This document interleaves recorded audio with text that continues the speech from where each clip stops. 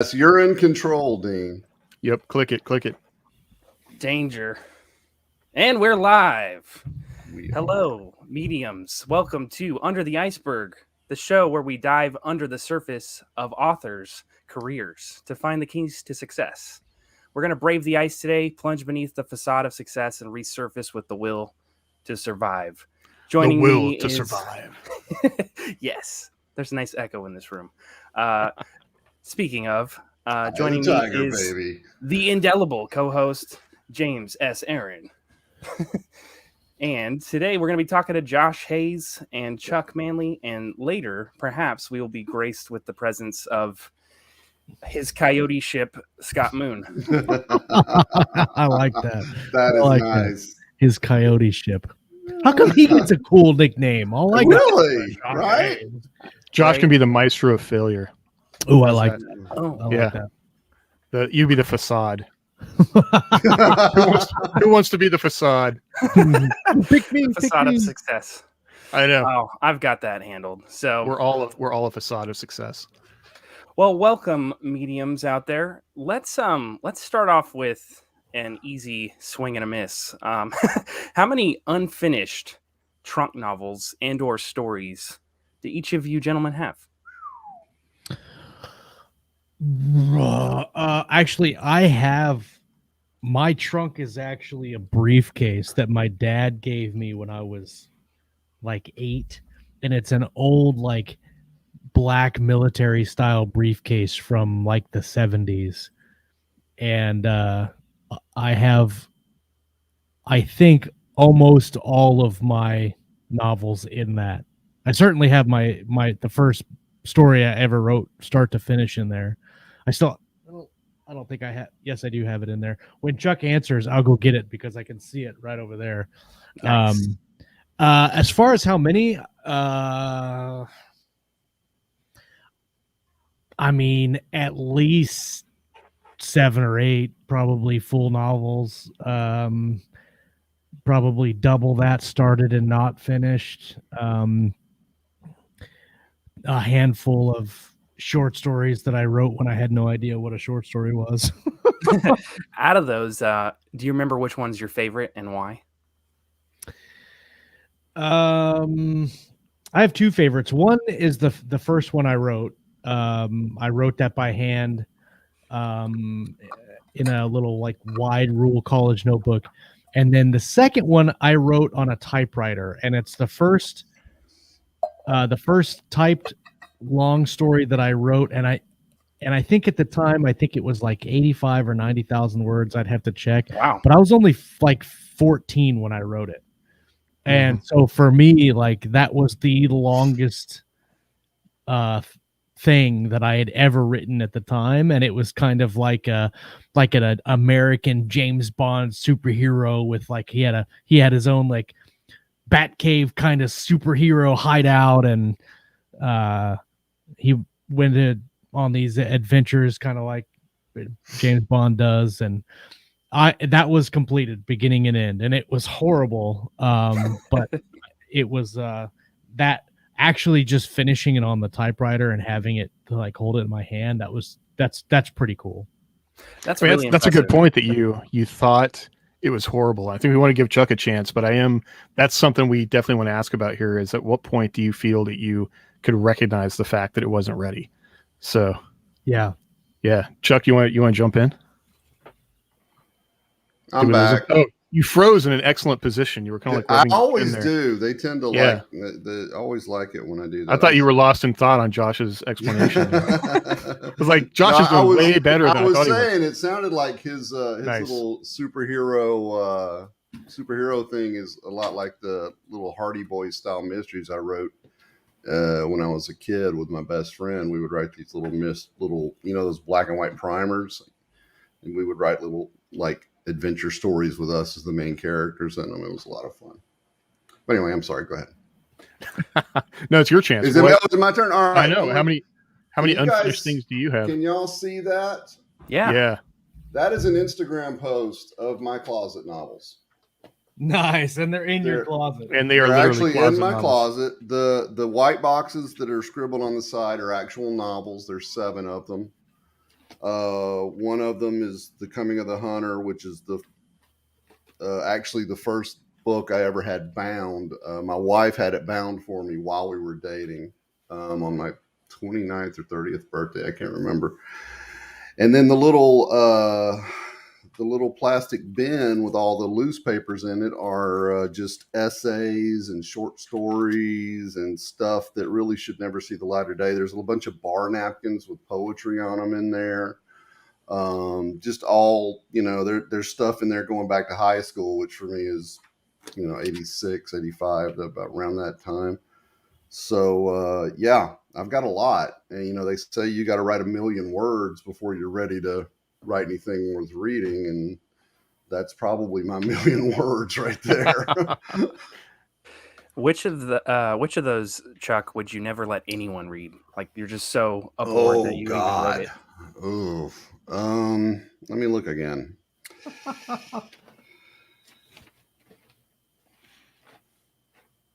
Probably the one called Jesse.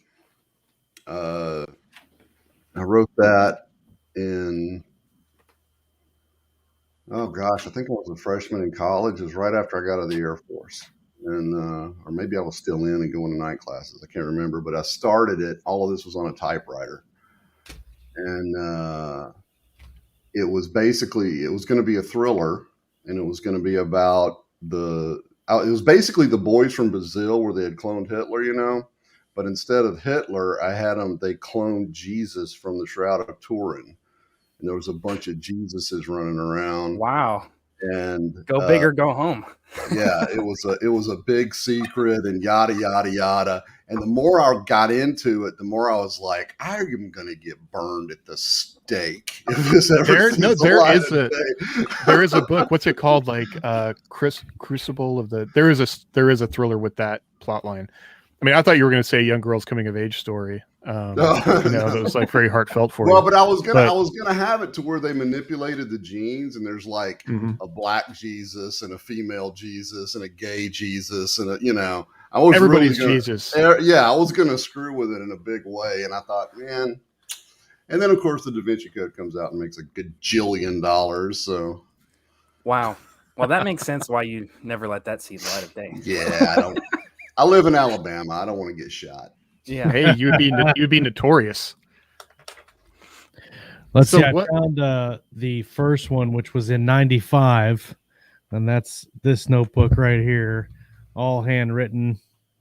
And then, interestingly enough, I wrote a sequel to that in '95, and it's on this. Very notebook. Cool, dude. Very cool. I love that you say those.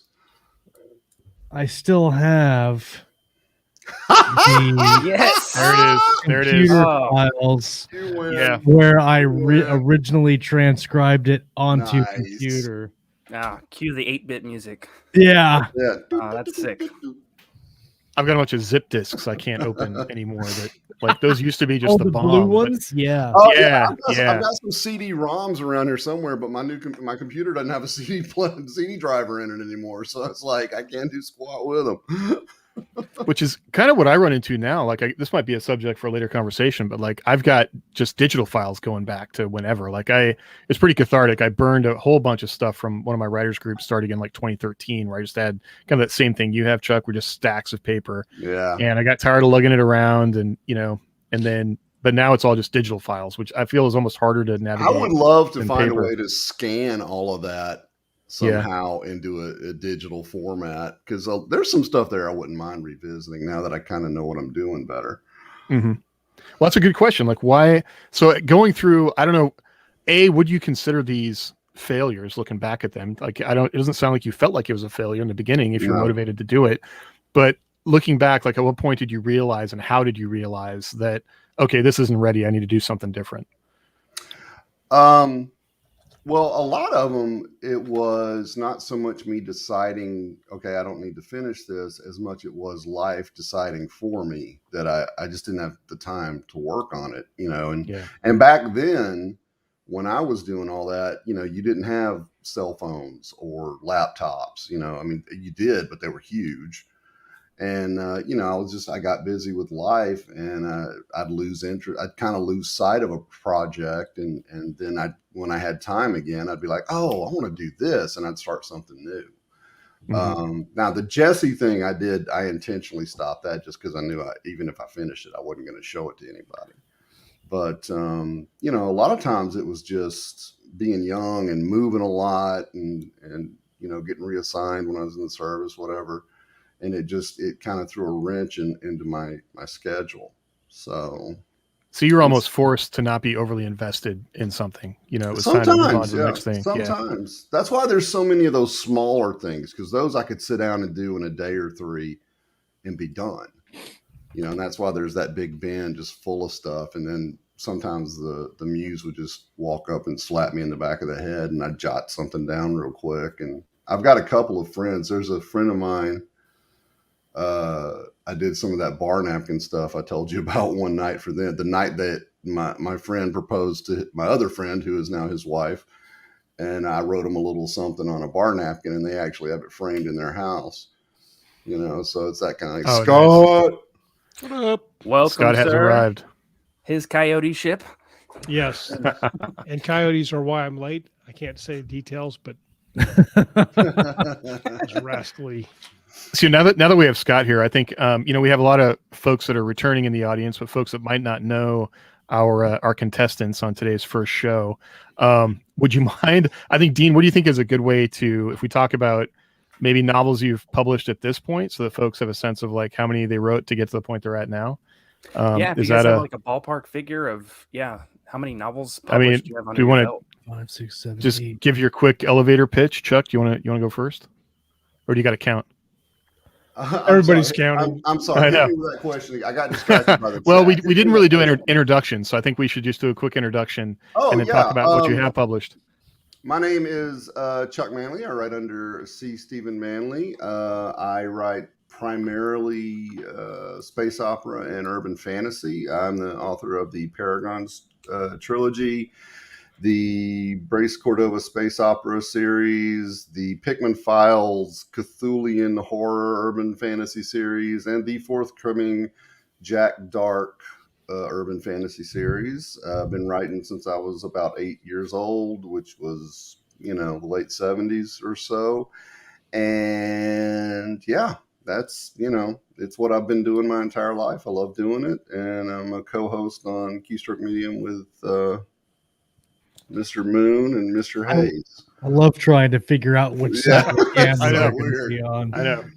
But they call me Papa Chuck. So Papa Chuck. We y'all do. can just call me Papa Chuck. Thank you. Scott, you want to jump in? Sure. So I started writing when I was about 12. At the time, I've written a bunch of stuff. I'd written I really started to get kind of some traction on this career when I started getting some good collaborations. But prior to that, I'd written 2 trilogies, one urban fantasy, one middle sci-fi or space opera, and was working on it. So I have a number of books before we started feeling like we were making progress, I think was the question initially. Is just in general. Yeah, in general. So if I look at Amazon, it says that I've published like 46 books or 53. I can't even remember, but it counts them strangely. So it's funny. People ask me this question and I can't really tell them without counting them, because how does it count an omnibus? How does it count a novella that's almost a book, but not quite, and all that. So in general, I've written 40 plus books that are published, but way more than that in the course of my lifetime, most of those which will remain forever on my hard drive somewhere. And Doom of Valor, Josh Hayes. Let's see. I have written 10 novels. I think like 20 short stories. I'd have to count the anthologies. The Valor trilogy, of course. The Terra Nova series with Richard Fox, and then most recently Tranquility with Devin C. Ford. Also a one-off in the Galaxy's Edge universe called Strikers War, which is one of my favorite. Cry. It makes people cry, and that's why it's my favorite book, because the most consistent review I get is somebody punched me in the kneecap, or somebody was cutting onions, or I get cursed out because I made a grown man cry. And then I just sit in my little den of despair and go, because that's what I wanted to do. So that is my claim to fame. And I started Keystroke with Scott, and Yes, I we guess did that. Golf clap. Yes, I'll give myself a golf clap of appreciation for that. This show would not be here without you. So thank you. Yes, Thank you, all three of you guys. Keep it coming. Keep it coming. Yeah. And the crowd goes wild. And I'm also the humblest motherfucker ever. Yeah. There goes our PG-13 rating. We get to Dang get it. one, and you just took it. And I I know. thought I would be the one that did that. We need the beep button. Hold on. Beep. Josh was first, probably not the last. True. We'll try to keep it clean. So, Scott, I'm going to throw you a bone here. What failures or foibles did you make early on in your career that you can laugh about now? What were they called? Blog tours. So when I first started publishing, the big thing in self promoting for indie was to get on a blog tour, which is probably a pretty great idea if you did it right and you really did all the research. But at the time, I was just busy like I was now, and so I had networked online with lots of different writers who were pretty successful or getting more successful, and they'd done some blog tours. So I largely took their recommendations. So I took one in particular, and I scraped up like $240 through this blog tour because I didn't have months to set up all the blogs, and then you have a lot of it's reciprocal. So you review their book, they review yours, and you have to do that like 100 times. You got to read like 100 books to do the blog tour. I was like, I'll just pay for it and see how it goes. Well, at the time, that was an enormous amount of money for me, especially on something that hadn't yet shown any fruit financially. And what happens is those are all kind of semi-random blogs, mostly romance blogs, romance book blogs. And so it did absolutely zero, probably actually hurt my sales now that I know more about the also bots and algorithms and things like that. And you're very frustrated because you spent money, other people who spent the same amount of money had really great results. And at the time, I just didn't realize how important it was to send the books to the right readers. Yeah, just to clarify that for folks, like if you are doing any kind of marketing, like the book should be making money potentially before, at least enough money to pay for its own marketing. And then you want to make sure you're targeting the right people, because if you target the wrong audience, it's going to confuse Amazon or whatever service is trying to, use an algorithm to figure out how to market your book. And if you send your family and if you send a bunch of random people that aren't your audience, it's just not going to know what to do with it. And then it drops the book. So that's why some of these like kind of random, marketing firms that will love to sell you and take your money, you won't necessarily get the results that you're looking for. It could literally be worse than doing nothing. Yes. Yeah. Yep. Absolutely. Yeah. Would you say, thinking back on that, and one of the things we really want to try and do is what can we make actionable about the experience that, we're gathering here. I guess, would you agree with that? Like, at what point would you have made a different decision with that same book? Like, should you have been making more money? Should it have seen a certain number of sales? Or especially now that it sometimes seems, where you are in your, like, well, personally, in my personal career, it's much, or my, I guess, non-writing career, it's much easier to dump money on something than devote time sometimes to. So that's a really difficult decision to make, is when should I do that? Yeah. Are you still struggling with that? Money and things if you've got it. Yeah. It's pretty tough now. Because at the time, and some people preach this, and I kind of believed it, that I was building the foundation, and then and my thought was, well, all businesses lose money their first year. Right. And so I thought if I could move books, even if I was losing a little bit of money, it was okay, because eventually those readers would stay, they would read my backlist and things, but I didn't have a very big backlist at the time. I had like 3 books, and I was writing much slower then, because I was still under the impression that it took 4 years to write a book or however long. And so I think you really need to focus on ROI, return on investment, unless you have a really big war chest and you're like, say, if you have a degree in business and you know how to market and you can budget it and say, I'm going to spend this much money throughout this fiscal years and I expect this rate of return, and you have some skills that way.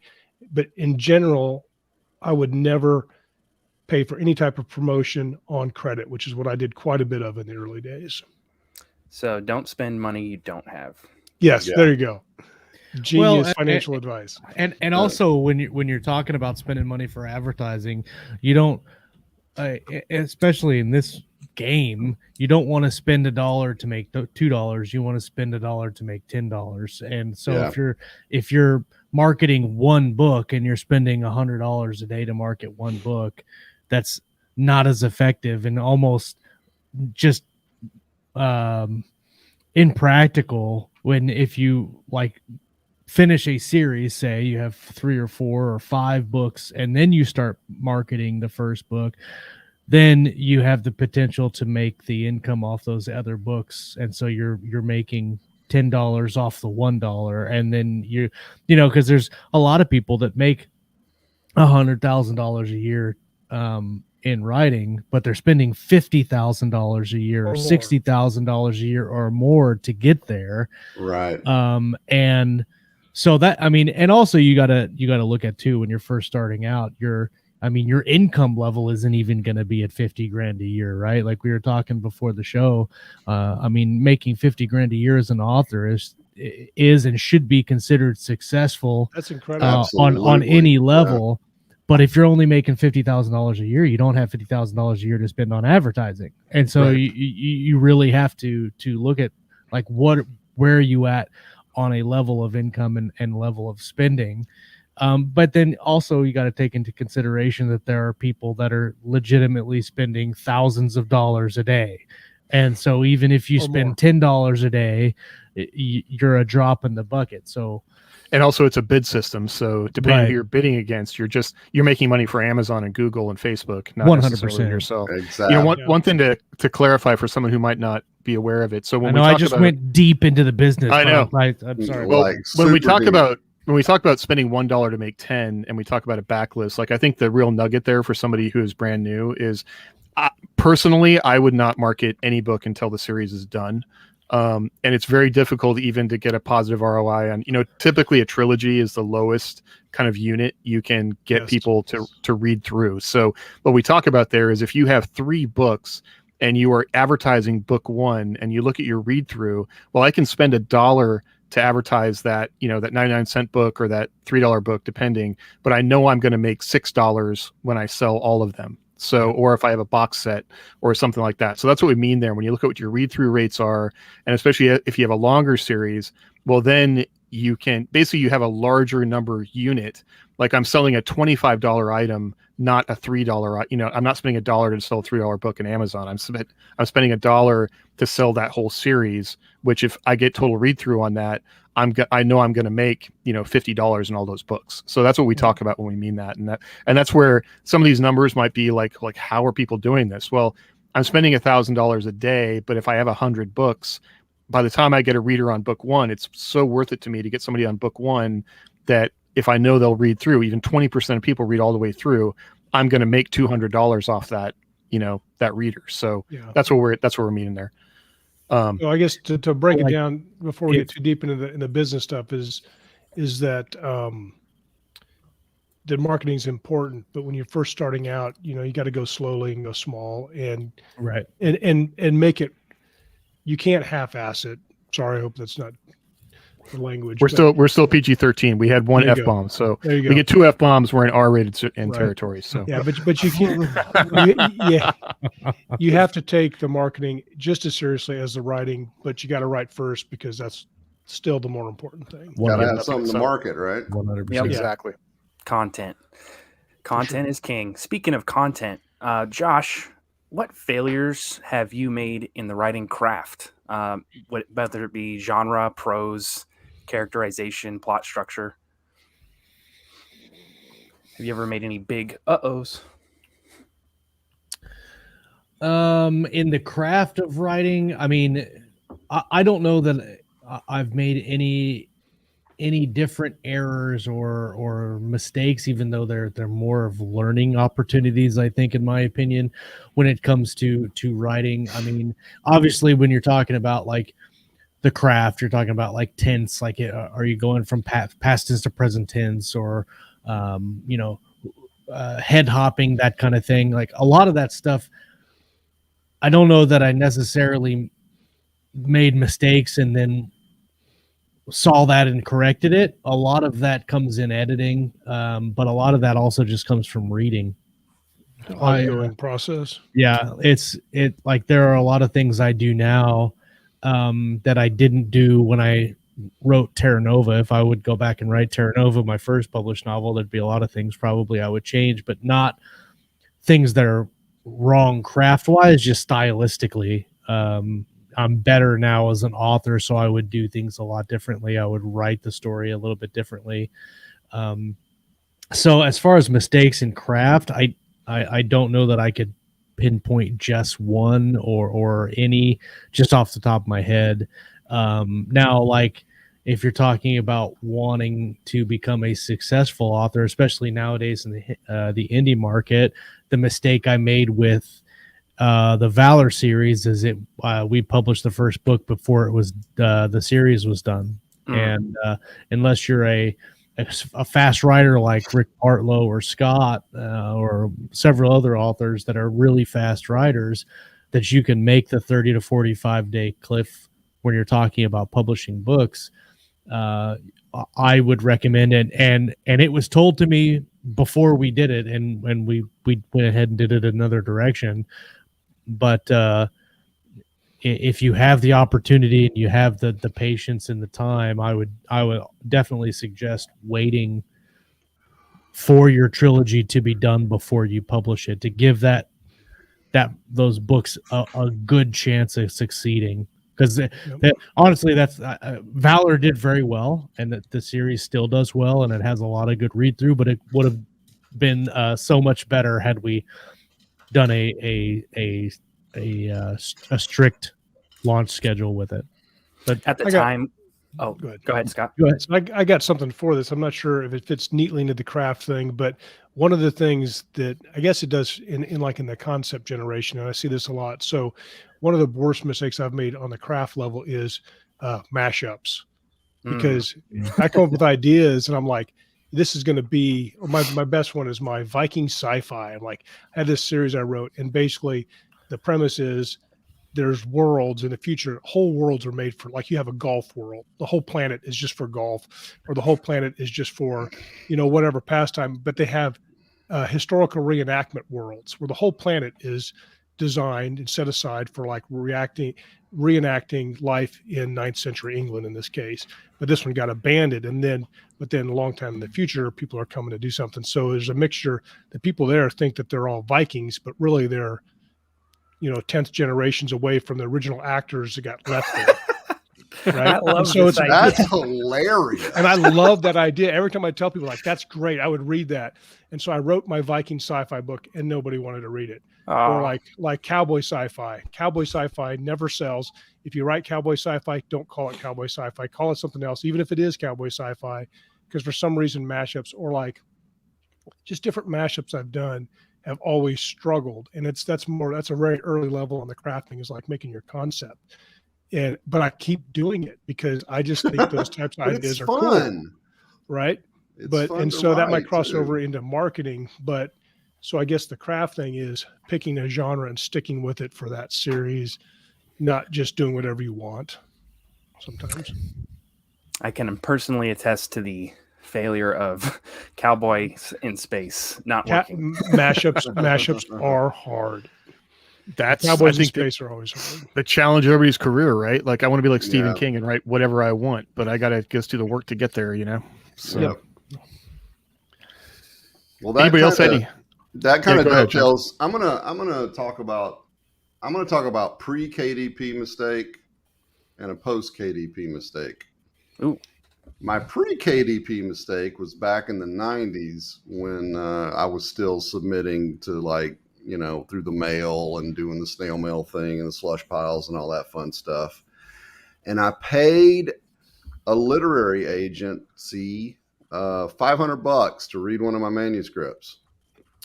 And they, politely told me to fuck off. There you go, R rating. Rated R. Boom.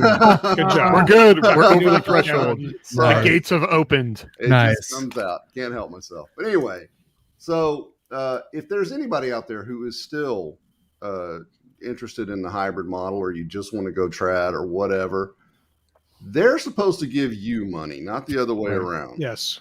Don't pay anybody, not an agent, not a publisher, not anybody money to read the thing that will potentially be making them money. That's not how that works at all. So don't pay people to read your manuscripts if they're, you know, in the industry and want to profit off of you and your hard work. So that was a mistake I made back in the day. The mistake I made once I discovered KDP was actually the first trilogy I wrote, my Paragons trilogy, and it kind of dovetails onto what Scott was saying about mashups. I didn't look at it as I was going to do a mashup. I decided to create my own genre. Yeah, I did that. I decided that we needed to have superhuman thrillers in the world. So what I ended up doing was I ended up mashing together urban fantasy and superheroes.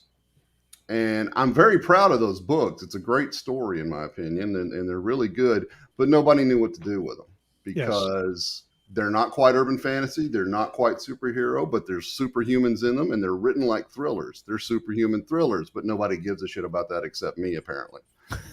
So if you're coming into this, really just, if you want to write urban fantasy or space opera or romance or westerns or whatever the hell it is you want to write, find out what the tropes are that the readers enjoy about that genre and stick to them. Put your own little spin on them. You don't have to be afraid to be a little creative, but don't start mashing them together with other things where the people that want the thing you started with will be like, well, what's that doing there? You know, I don't like chocolate in my peanut butter.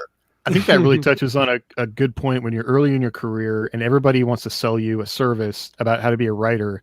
And they're all focused on like craft and follow your bliss and write your heart and all this stuff. Bullshit. But yeah, you're not looking at it as creating a product that's going to compete in a marketplace. You kind of have to look at it as like developing a new kind of Coke, you know, and nobody wants to hear that. And it's hard even when you're working to like hear that, like, no, I want to do something different. Like, well, do you want to, you know, how do you find the balance between making money and doing something that interests you, you know, is like everybody's challenge. But I think you're right. If you're going to approach it as a business, and a lot of people didn't see KDP that way in the beginning. It seems like that, you know, Amazon was just like throwing the gates open and let anybody, basically we were all kind of working to like populate Amazon's service. Well, now Amazon is absolutely a marketplace where you got to compete, you know, and give readers what they want. And that's, you know, not always what you're told when you're first starting out and people just want to sell you products. Yeah. You got to be really careful with the people that want to sell you how to be a writer. Because really the only way to be a writer is to sit down in the seat, write, let somebody read it, tell you how bad it is, and then make the next thing you write less bad. Yeah. That's read it. a lot of books, write a lot. That is it. Read a lot, write a lot, and suck it up and take the criticism. True. So, you know, that is the formula for being a writer, period. You got to take criticism. In my opinion. Yeah. How would you, you know, everybody's mentioned reading. How would you recommend, or what do you read in a way, not necessarily to look for failures, but look to learn as a writer from what you're reading? This is probably a big question, but go ahead, Scott. Let me go. I'll be quick on this one. So I've always gone by read everything, even the bad stuff, because you can learn from the bad stuff. But I don't subscribe to that anymore. I think you should mostly read the good stuff because you just don't have time to read bad books. 100%. I agree. Yeah. I agree with that also, but I think that while you're reading the good stuff, find what's wrong with it. Oh, for sure. Yeah. You know? Well, and I don't or in what's working. And this especially goes for people, for the really big sellers. For instance, I went through a phase not too long ago where I was reading a lot of David Baldacci. Okay, he had this character Amos something or other. He was a detective. I got lots really to say on David Baldacci. Oh, I know you do. But here's my thing: his dialogue is cringeworthy. Yes. That man writes the worst dialogue I think I've ever read outside of George Lucas. And he sells millions and millions of books. Just pissing on everything. He does, right. You're right. And so why that's always the hard thing to figure out is like, if this is so bad, it must be something else that people are coming for. Exactly. What do people like about it? Maybe it makes them feel good. One, I think he's a brand. Because he wrote some stuff back in the early days that really put him on the map. And I think people just buy it out of habit because they know what they're getting. And I think not everyone reads like a writer. And that's what I was going to say. I think Yeah. one of the pitfalls that we fall into as writers when we read, and even when we watch TV shows like Star Wars or whatever else it is, we look at it and we go, "Oh, the build up to the story or the craft or the dialogue, all that stuff sucks." But normal people don't see that stuff. I can point out You're that right. stuff to my wife all day long, and my wife is like, "I have absolutely no idea what you're talking about. It was a good show." I think the majority of people don't even see the bad dialogue. They don't even realize that it's bad dialogue when they're reading it, and they're so not looking for it. Right. What I do when I read is I read a lot of trad pub stuff to see what they're doing, and to because the difference between indie and trad pub and the writing styles is pretty significant when you really I agree. dive down into the material. I tend to read one of each. I'll read an indie book and a traditional published book. But I'm like Scott, I don't have time to read bad books. So Right. if I make it a chapter and the writing is horrible, or I don't, and this goes for both traditional and indie books. If I read a chapter and I don't like it, I just toss it. Like I have no. What I usually do is I So that read means the you're not first going to chapter. finish Jack Dark, right? Yeah, I'm not going to finish Jack Dark. Yeah. So what I do is I read the first chapter. I complain and rant to Josh, and then I stop reading it. And go on. Yeah. I remember when you were ranting about Baldacci. We were kind I of on did. the same page. Yeah. I was sad. But I inside. think somebody brought up the point about reading the book and then finding out what's wrong with it. I read the book, and I know everybody does this. They read a sentence and are like, I would not have written the sentence that way. I would have written it this way. And I do that a lot. I try not to do it as much anymore because I Doesn't want matter. to. One of my resolutions this year was to read more, and I want to get back into the joy of reading, not the study of Yes. writing. Right. And I think those are two completely different things. Reading and studying writing are completely two different things. And so there are some times where I'm studying writing if I'm reading something for someone, like purposefully, or I'm trying to find something in my manuscripts that I'm looking to fix. But if I'm just reading for reading, a lot of times I'll just skim and say, yeah, maybe I would have written it differently, but I'm going to move on and read some more stuff. And Yeah, I can't. I don't know about you, but I can't turn that off.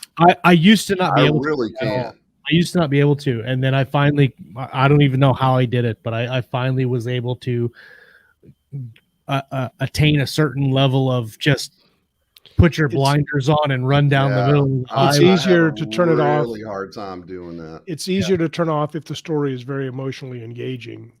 Yeah. Because I've read stuff, But I don't do it with and I go audio. back again. I'm like, this kind of technically it was kind of. But I remember the first time through, I was very excited to read something. But then you go back and start looking for fault, and you're like, it's always there. You can always find something. Well, it's interesting because like a lot of the more recent David Weber, Honor Harrington books, like let's just say 13 on, like you read them and you're like, there's not a lot of action happening here. You know, you have a lot of briefings and meetings, and a lot of people give David crap for being long-winded and stuff. And so I remember reading A Call to Something. I don't remember what the first book is called, but it was basically a Manticorian prequel series he wrote with Tim Zahn. And I remember getting the first book a long time ago. And I remember reading the first one and being, hey, it's good. And I just so happened to have to read the fourth book for the Bane podcast next month. And so I'm going through and I'm listening to all three, and sitting down and listening to all three just for the story, not for writing study or anything like that else, just so for the story. It was crazy how much I forgot about just the talking, like the briefings and all that stuff. And I kind of like the mixture of high level diplomatic / command level talk, and then boots on the ground type action. And it was split kind of 50-50 even across the board. And I really enjoyed it. Now, would I have written it exactly the same way? But definitely not. But I definitely enjoyed reading it just as a reader. No, sorry, that was a super long-winded answer. I don't know if you know that Scott and I and Chuck like talking. I don't know. Yeah. I We apologize. really Poggers. do. Have No, I that was got a perfect. job for you guys? And it pays great. It pays so does. well. It's a trap. You guys bring up an interesting point that, as writers, we can read something with a critical eye, but usually we're looking at things that have, a huge fan base and going, I don't understand why a ton of people read that. So speaking of readers and your fans and your brand, what foibles or hiccups have you made when it comes to your readers? Ooh, I'll take this one because I've got a great answer for it. The beard. Yes. So Beard really turns people off. So I wrote the first Edge of Valor book for an audience that I thought was there, and it wasn't. And the audience that I was writing to is the audience that I'm selling Tranquility and Terra Nova and even my new series Weaponized to. But Valor was written for a very specific audience, and it was actually more of a trad pub audience than an indie pub audience because of the type of book it was. Because So it was. Can you talk about those two different kinds of audiences and how? Yeah. You So Edge of Valor is a very intricately woven book. Like, it's very detailed in the way that the plot happens. Like, and if you're not paying attention, you will miss a lot of things. And you have an unreliable narrator as part, or unreliable narrative for part of it, which right. is I wrote it right, but very satisfying when done well. Yes, I wrote it specifically so if you read it twice, you can see where the people are lying at and understand why they're lying and what they're saying. And most indie books in our circle of mill sci-fi, they're very simple, and I don't mean that as a bad thing. I mean that the plots are usually straightforward. They're usually, go here, go here, go here, go here, and the story is done. For people not familiar with Valor, the main character is an investigator, and he's investigating a very serious incident. So a lot of people are lying to him, and he's got to get to the truth. That's why it's important that it was written on this level.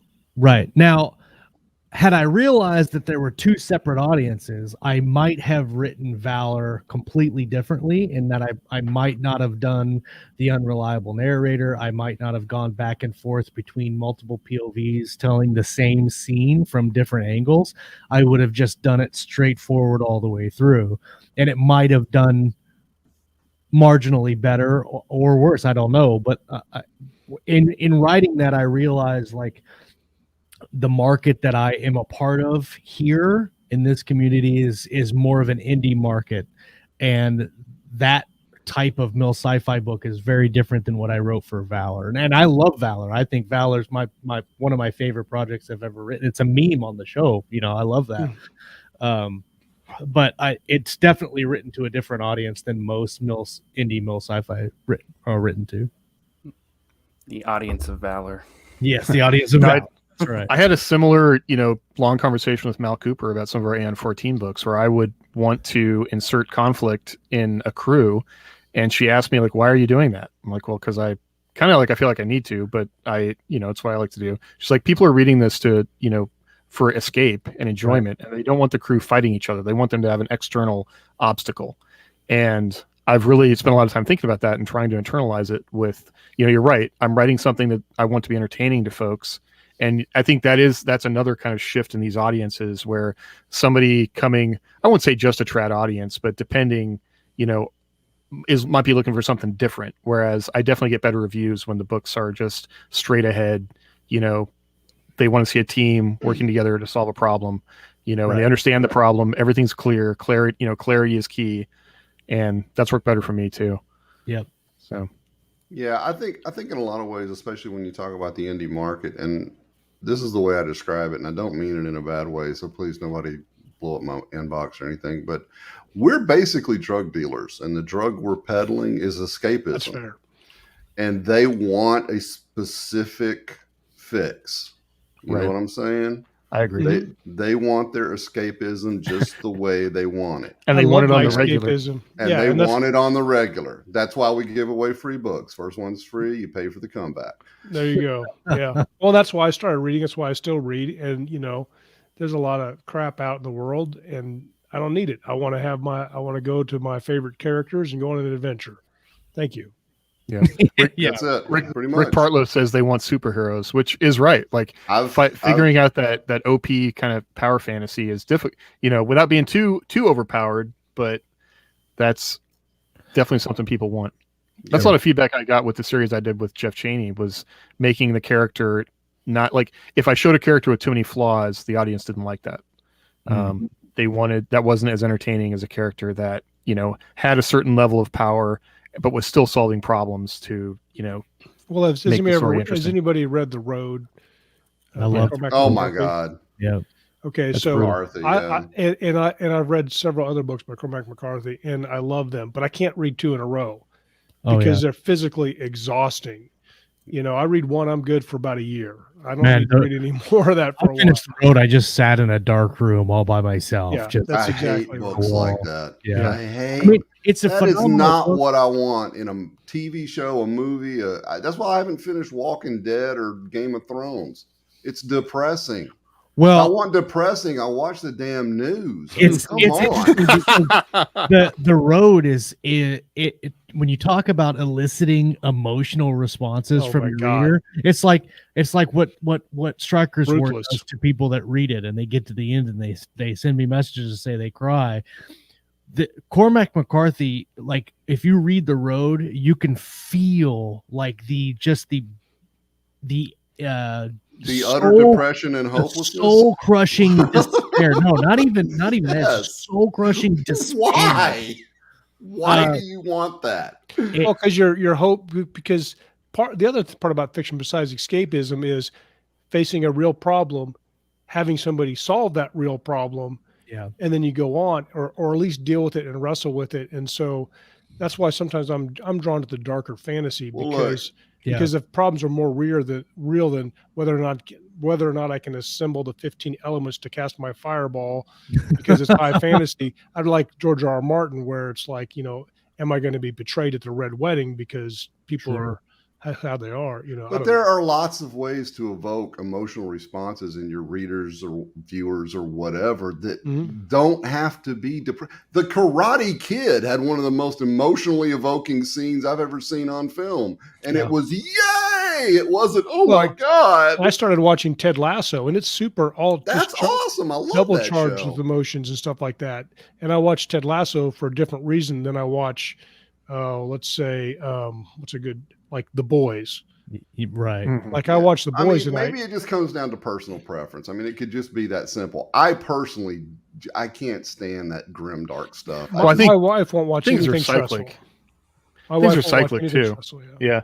Because The Road came out at a time where I think people were generally a little more positive, and now we're in like a really negative I don't think downturn. anybody wanna Well, read that's general. also true. That is Yeah, also not- true. I do not recommend The Road for anybody right now. Just Not right now. Yeah, Don't- no. Especially if you have kids.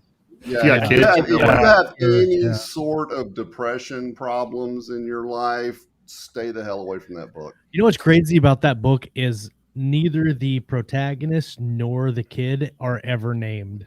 Right? Wow. It's yeah, Which I think helps you imprint yourself on them. I Yeah. think he did that on Yeah. purpose. yeah. Yeah, reading's like food, I think. It's like some days I want a cheeseburger, but I don't want a cheeseburger every day. Other Right. days I need to eat my vegetables and my salad so I don't die. Right. And other days I want a Reese's, So I and I mostly think want Reese's. yeah. I think always want a readers Reese's. are the same way. They're picking from this buffet of all you can eat Kindle Unlimited, and right now a ton of Reese's sounds really good. So Yeah. I know. Because I'm surrounded by carrots in the rest of my life. So yeah. So we want to rally around. So- How are we going on our overall show topic here? yeah, This- one thing we got about 10 minutes, and Dean, I guess if there's a question you want to jump to, I'm curious about this one. Go for it. Can you talk about mistakes or failure? I don't know if it rises to the level of a failure, but in networking with other folks in the industry, authors, publishers, things of that nature, like are there pitfalls that you fell into or that you managed to avoid? Anything that jumps to mind when I ask that question? I'll no take need this to one. drop any names. I am a staunch introvert. I do not people well. I am terrified to reach out to strangers. It's just Which is part of my weird because I didn't personality. get that vibe at all in Vegas. Well, I know. Well, because I knew everybody from Mhm. online, most Fair. everybody, and the people that came up to me that I didn't know, I just kind of put on my KSM face. But like, if you ask Peaceful. me to reach out to X person and ask them to come on the show, that freaks me the fuck out. It really does. That's three. Beep. So the point I'm trying to make is that is something a lot of writers have going for them. You know, they're not really super social creatures, and if you're in the same boat as me, that is something you need to address early on, in my opinion. I think you do whatever you need to do, because even if you don't do a podcast or a whatever, I wish I was more of an active part of the overall indie community. But my own personality and the craziness up here keeps me from doing that, because I just can't. There's a mental hurdle I can't get over to put myself out there.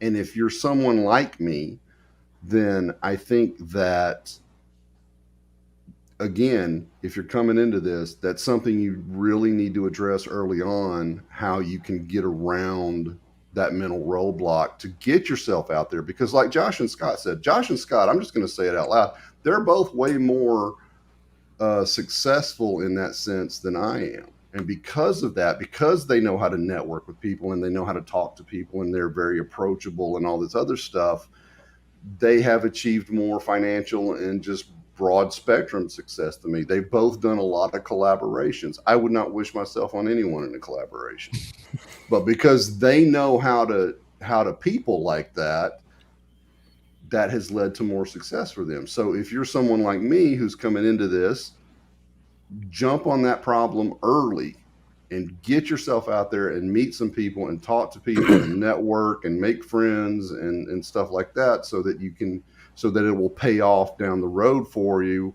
like it has for these two. Whereas I never really worried about it. I just wrote my stories, and I think I suffered for it. How My much? biggest- Oh, So my How much- biggest problem with networking is just that I'm a pleaser. So if I have 5 people offer me collaborations, like, yeah, sure, I can write 5 books at a time. Maybe no problem. I'll just bang those out. So that's a negative. I think that helped you with your output, though. Yeah, it does motivate It you. trains you pretty well.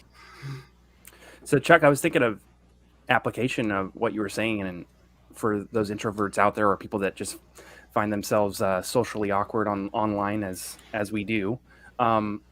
It seems though like Keystroke has been a help to you, right? Absolutely. Would you say like, so maybe finding a tight knit group of maybe not everyone online. You don't have to be friends with every single person, but finding your little group of friends that you're comfortable with.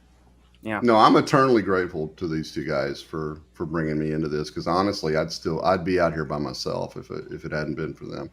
So find your tribe, find your network. I think when we look, 5 years ahead, like Facebook will inevitably die, and it's going to be the smaller groups that you're part of that will continue to be, where folks find networking.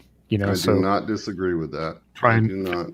That was one good thing that Facebook was good for, is finding groups of people with similar interests, and I don't know how we're going to do that when everybody's on like Discord and Slack and stuff like that. Like locally, like I found writers groups locally, but I actually think it wasn't as positive. Like my local writers group was kind of just a mix of people that weren't in the same wavelength. So me personally, I spent like 5 years getting what I wouldn't call bad advice, but advice that didn't necessarily help me move forward. But I'm the same way. I don't think of myself as an extrovert. But I would say in the writer community, like knowing somebody who's just a little bit more extroverted is like being a super extrovert in the writer community, because everybody else is so introverted. I consider Josh a super extrovert in the writer community. Everybody knows Josh. I saw that in Vegas. Everybody knows Josh. Mr. Personality. Justin had a question in the comments we could talk about a little bit, but I was going to I had a call. I lost it. Sorry. What was Justin's question? And then I have one question that I'm hoping to get to. Yeah, before we leave this topic, if you're new to Facebook, do not befriend someone and then invite them to your page. Like that is the one thing that just pisses off. That is the huge networking mistake. Like stuff. Yeah, nope. Make it all organic. Nick Cole said it the best, and he's actually the epitome of why this is true. Do not sell to your Facebook people. Like your Facebook friends are not going to buy your book, and they're not going to make or break the sales on your book. Like I post when I launch a book, I'll post on Facebook, but I'm not posting to sell the book. I'm just posting to talk about it. I would go so far as to say, don't even don't mention that you're a writer all that much unless it's specifically on your writer page. Yeah, I mean, with Facebook and with posting, like just. Yes, it is a good marketing thing if you're actually like in a marketing thing where you're doing ads and you're focusing on that aspect of it. But if you're just like it's like on Instagram, if everything you post on Instagram is buy my book, join my newsletter, buy my book, join my newsletter, you're doing it 100% wrong. People are not your friend on Facebook to see you sell books. And so if you friend another author and you're trying to sell that author is not, first of all, that author isn't your audience. That's not the demographic of people you're trying to sell to. So even if he does go and buy your book, it's going to screw up the algorithms. So don't do that. But second of all, everybody already has enough going on. We don't have time to join your stuff. If I join, like if I find something, a page that I want to follow or a group that I want to follow, I'll follow it. But I'm already a member of so many different things. If I just get an invite, if I get a friend request and I accept it, which I normally do, and my wife gave me crap about it, but because of the show and everything else, like I have a lot of people that I don't know friend request me. So typically 90% of the time, if I go on and I see that your profile isn't a bot, you're going to get an accept. But if I get a follow me here or follow my author page here request in my inbox, immediately gets blocked and unfriended, and then I move on. I have the same policy. Yeah, I am interested in meeting other writers because I like to talk about writing, but sure. I'm not going to buy your book.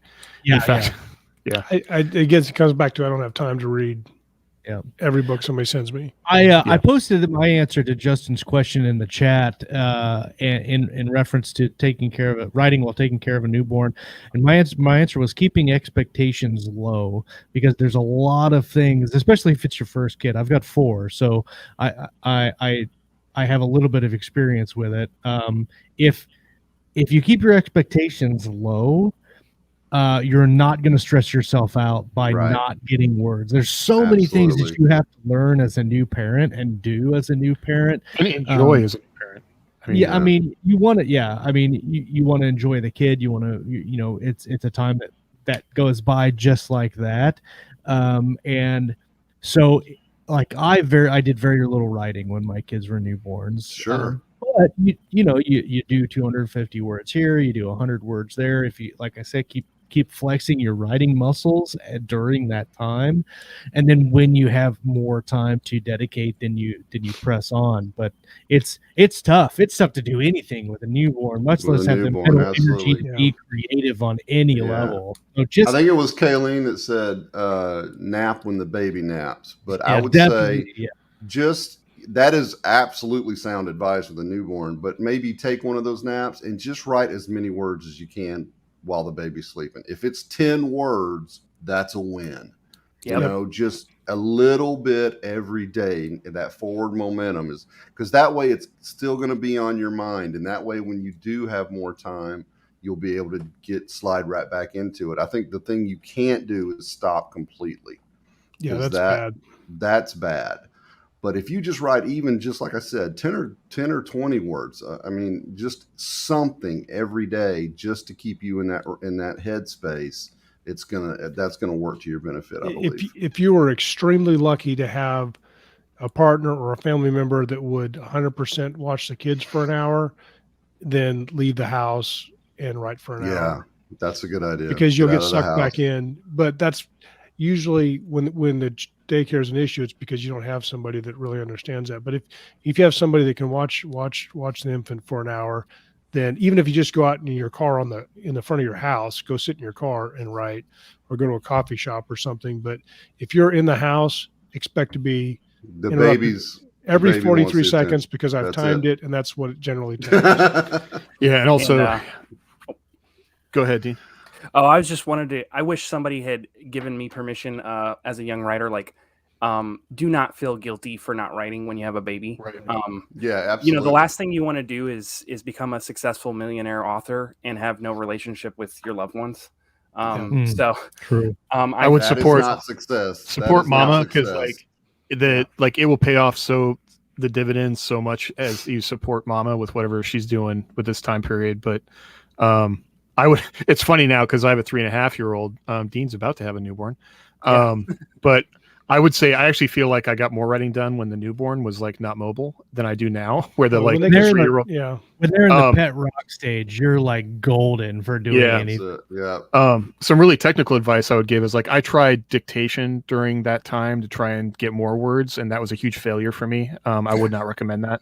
And so for me, like actually I had an Alpha Smart that worked pretty well, and the baby can't destroy the Alpha Smart. Or I just wrote on my phone and used my thumbs, and because I always have my phone with me, and that way I had like actual usable words at the end, because I could sit with the baby, holding the baby, and like write on my phone and do it that way, and that worked for me. To actually get some ideas down at least. thank you. We just lost Josh. Josh is like, I'm out. Can't do Just this. like, hey, we hit an hour. I'm done. I'm No, out. you guys thought we're talking about newborns, and I'm yelling at my 7-year-old. So you can get your writing done when they're in a newborn. I did have a thought, though, really quick before you ask your final question. I know you have another question to ask. We're talking about writing mistakes and things like. I think the biggest mistake that I see all writers doing right now in the community and it's just in general is they reach a point in their life, and maybe they've never written before, but they see all of this happening, the indie market, indie books getting published, thousands of books getting published every day, every month, and they're like, I want to be a writer, and they immediately jump in and they're asking, how do I become a best-selling author? My answer is this. Prop time. I wrote my first book in 95. And it's 2022, and I'm doing it now full time. But I didn't start that until 2019. So you're talking like 20 some odd years when I decided I wanted to write stories to when I made it to write full time. And my bar for full time was super low. It's not like I'm not making 6 figures or $1 million or whatever. It's low. Yeah. And so my advice to anybody who wants to be a writer is to write for 5-10 years before you're even worried about making money as an author, because it takes so long to really, what do you want to write? Like, how do you want to write? Like, yeah, a lot of people don't realize what it takes to write something someone's willing to pay you for. Right. And then do it consistently. And because once you sell, I see a lot of people that jump in and they even manage to get, 3 books out, and then they just disappear. Like, this is an industry where a lot of people will realize, that's fine. Like, what other industry do you go into where you decide like, yeah, this job's not for me, and you bounce. Right. Once you start writing and publishing, and, hours, it's a very different kind of career. And long-term success, I think, comes from those long-term habits and knowing that you love it and you would do it even if you got paid for, you didn't get paid for it. You need to define your own success too. Don't compare yourself to those people that are making, 7 figures. Absolutely. You have your own bar to meet. True. Because it'll go up. 1 year might be 7 figures and 1 year might be, low 5, if that. Yep. So it's a hard career, Yeah. So, don't get into this for easy money. It ain't. No, there are easier ways to make money. There are easier ways to make easier money. Great points, guys. That's a great high point to end on, isn't it? Yeah. But So It's a I'll great thing. watch that. It's a great being an author. Don't do I know. it. We're here for the honesty. Yeah, really, absolutely. That's Under the iceberg will not shine you on. And, Okay. Yeah. as a funny thing about that is because when you do have success, one of the hardest parts about having success is that you're like, you don't believe it. It's hard to believe it. When you really start having success, you're like, there's no way this is real. There's no way I'm the real artist. right. When I can't believe somebody's what? fixing to show up and say, no, it was all a mistake. Yeah. Oh, we have to take all your money back that you made. Oh, Yeah. and there are plenty of authors that are huge successes, and you ask how they do it, and they actually can't tell you. Like No, I don't know. they, you Yeah. know, being very deliberate and knowing what you did to get the audience that you did and make the sales you did. Like very few people can really tell you that. You know, so that's always something to look for. And these people that are like we talked about earlier that are throwing, you know, thousands of dollars a day at advertising, it's because maybe that works. I'm not quite sure, but it seems to. So always be very, very critical of, you know. I am convinced that 99% of people who are successful, they might understand their success, but they don't understand it as well as they think they do. Right. And that's why when they try to teach other people to do it, it doesn't always translate because just reasons and things like that. But I've known stories of people that spend $1,000 a day on marketing, and then they talk to a business person that made them cut back, and then like, I cut my stuff by 75%, and I'm still selling the same amount. Wow. So, you know, you gotta be careful where your money's going because all the marketing platforms will take your money.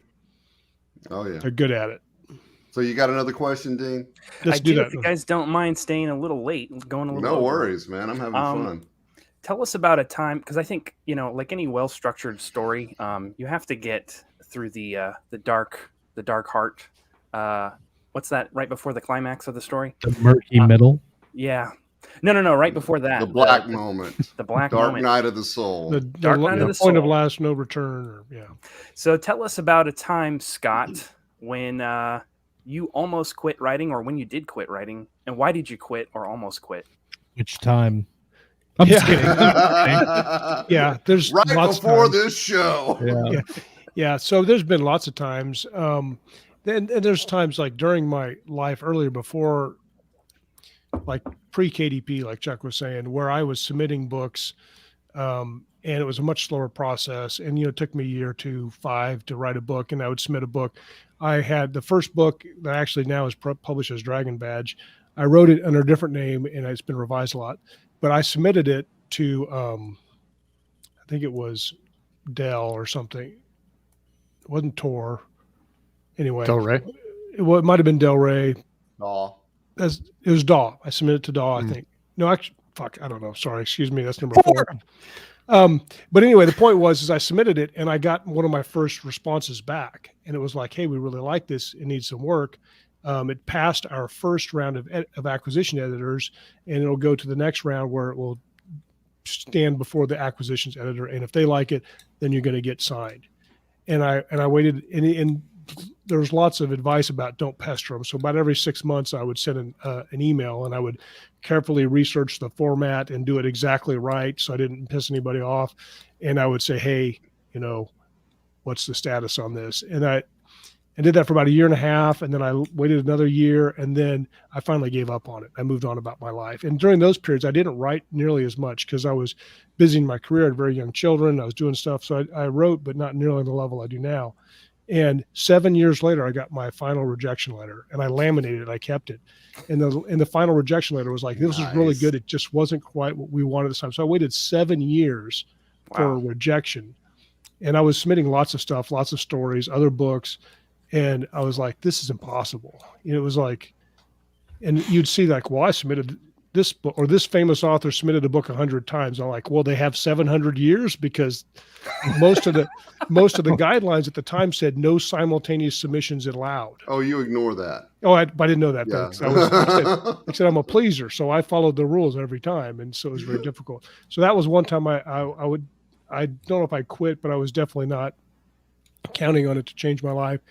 And then right before I started listening to, Josh introduced me to the Smart Artist podcast? No, it was Probably self-publishing Self-publishing podcast. They show. did the Smarter Artist conferences eventually. And I listened to that, and they delivered basically the message that hard work does pay off, and you can do this if you're consistent, you work hard, you're legitimately putting in the work.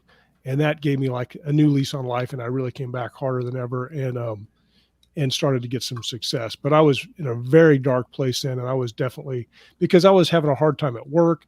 I was working like literally 3 and 4 jobs at a time just to pay the bills. I had lots of kids, you know. I mean, we had this conversation every day. My wife would be like, "Hey, I just did the checkbook. Don't spend any money." And what she meant by that was, don't spend any money. Like, you want to buy a can of Diet Coke? No, you know, and that's just a hard way to live all the time. I know a lot of people are familiar with that. And I was just tired and just, it was a very dark place. Let's just leave it at that. And then but the joy that came from, hey, wait a minute, there's a way.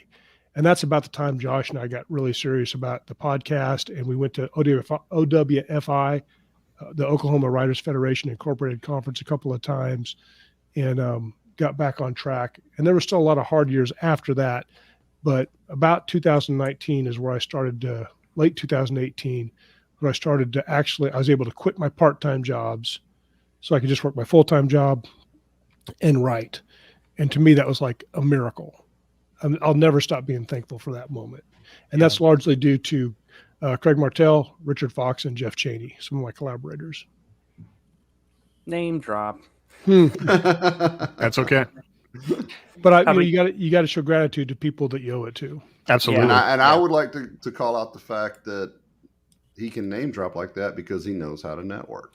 You know, he can get that done. That's important. That's all from Keystroke Medium. Thank you, Josh. You're welcome.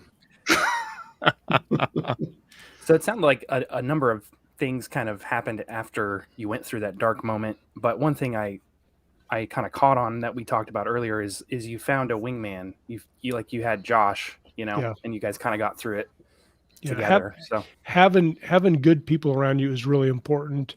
One thing we didn't talk about hardly at all is like non-writing people, like your spouses and your kids. And one of the biggest breakthrough moments that I had was I would project how I was feeling. So like I would go down to write, but I would say, well, they probably want me to be upstairs spending family time with them. And then I'd feel guilty and not write. And then I'd finally go upstairs and be pissed off at them. And they didn't know why. But when I finally had that conversation with my wife, she's like, no, it's okay. You can go write. We will be okay up here on our own for an hour or 2 or 5 while you write. And once I got past that, a lot of the barriers, I set those on myself, assuming I knew what they were thinking, which is a really big problem for most communicating people. with, you know, that's a big lesson I had to learn, was communicating and having a spouse. I mean, I'm on spouse number 2 right now, unfortunately, but fortunately for me, but having a spouse that supports, that asks about your goals and believes in your goals and supports you. That was a huge turning point for me. And, you know, other dark places personally, but yeah, my first wife laughed whenever I told her I was writing something. She thought it was ridiculous. Brutal. That I was wasting my time. So did my parents growing up. Yeah. You know, I didn't have a family that I was actively discouraged from writing. I got my hands on a typewriter one time to put it in my bedroom. My stepfather threw it out, said I needed to focus on something that I could make a living at, like engineering or something like that. You know, and the support network you have as any creative, in my opinion, a painter, dancer, I don't care what your muse is, it's critical. It's super vital, because those people, especially if they're people that, like family that you love, that have an influence on you, you know, they can make or break you just by getting in your head the right way or the wrong way. Well, it's just something that makes you happy. Like, I think it's important. Like, we put a lot of pressure that you're going to make a career out of this or make money at it, or, you know, and we're very fortunate, I think, to live in a time when you can do those things if you want to. Absolutely. But just to be creative and have support in that is huge, you know? Yeah. 100%. Josh, have you ever had a time when you wanted to quit or you quit? Yeah, all of 2020, most of 2019, the majority of 2021. Yeah, I went. I had a very long and difficult road over the last couple of years, and not for the lack of making money. I did make money over those years, but it was very mentally draining for me. The interesting part with that is that was after you were full-time most of that. Yeah. Well, full-time is not always is not the panacea that solves No. all your problems. Oh no, there's no Go such ahead, thing Josh. as easy street here. No, and I think most of it was losing, and this is why I really stress that a lot of people shouldn't do the novel a month grind, because I've dealt with and struggled with the joy of actually writing. And because I wasn't loving writing, I didn't do it. And it took me 2 years, and now I'm back into it, like on a really good, consistent basis now. This morning I woke up. It's Saturday. I didn't have to wake up early. I woke up at 5, came downstairs, and I knocked out 2,000 words on Weaponized this morning, because I have found the joy of writing again, and you have to have that. And I almost just said screw it and went back to my full-time job last year, because I could not do it. I was sitting in front of the computer, like banging my head against the keyboard, like knowing what I wanted to write, but not having the will to write it, because I had fallen out of joy of writing. So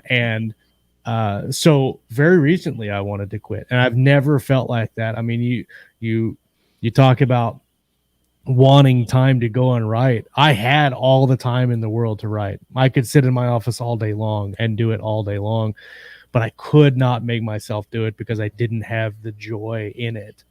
And it took me a little bit to figure out why, and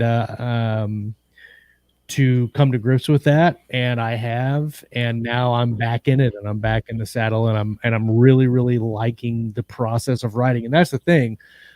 For a long time, I was like, I don't really like writing, but I like having written books. Mm-hmm. It's like, I don't like getting tattoos, but I like having tattoos. But if you don't like the process with anything, if you don't like the process, there's absolutely no reason for you to do it. If you don't like what you're doing, I mean, obviously you have to have a job. You have to do something. Why do it? If you don't love it, then just go work a regular job. Right, 100%. exactly. Yeah. If you're going to be miserable, you might as well get a regular paycheck for it. Yeah. And so falling back in love is a strong deal, but enjoying the process. Enjoying the process of writing is like a necessity if you want to do this. And if you if you don't like the process, then don't do it. Don't find something else. Valor of love. That's right. Yeah. I mean, it's going to be hard sometimes, but you have to love it more than you hate it. 100%. Yeah. So life also has periods, that goes up and down, and sometimes it's easy, sometimes it's not. You got small kids. That's true for all of us. Yeah. It's true for all of us. Yeah. Chuck, I want to make Chuck, sure what about skip you? Yeah, what about you? Pretty much what I was saying before. I did not have for the first 25-ish years of my life or so, 30-ish years. I did not have a support network. I didn't have no one told me, hey man, you're great, you need to keep doing this, until I got in the Air Force. I take that back. Sergeant Herbert Cross. I used to work nights when I was in the Air Force and stationed in California. And since, if the flight line was shut down or something, we'd basically just sit there all night doing nothing. Well, there was a typewriter in the office and they didn't give a shit. So I'd go in there and I'd sit there and write short stories. And one night, one of my sergeants, Sergeant Cross, he read one of them and he said, "You wrote this?" I said, "Yes, sir." He said, "Manley, don't ever stop. This is what you were meant to do." Wow. And just handed me the story back. And that kept me going till today, really, because that was the first time in my life that I had ever had an authority figure, shall we say, tell me, hey, this is a good thing you're doing and you're really good at it and you need to stick with it. I had a cousin of mine show one of my short stories I'd written in high school to one of his college professors, and I got it back from that college professor, and he accused me of being a plagiarist because he said nobody in high school writes this way. And I don't get me started on my family. That was a whole other issue. I guess so. I don't know. But my point is, yes, there were many times, especially when I was younger, that I thought about quitting just because people were telling me I should. or that it wasn't worth my time or whatever. And you can't help but listen to that bullshit sometimes when somebody's laying it on you.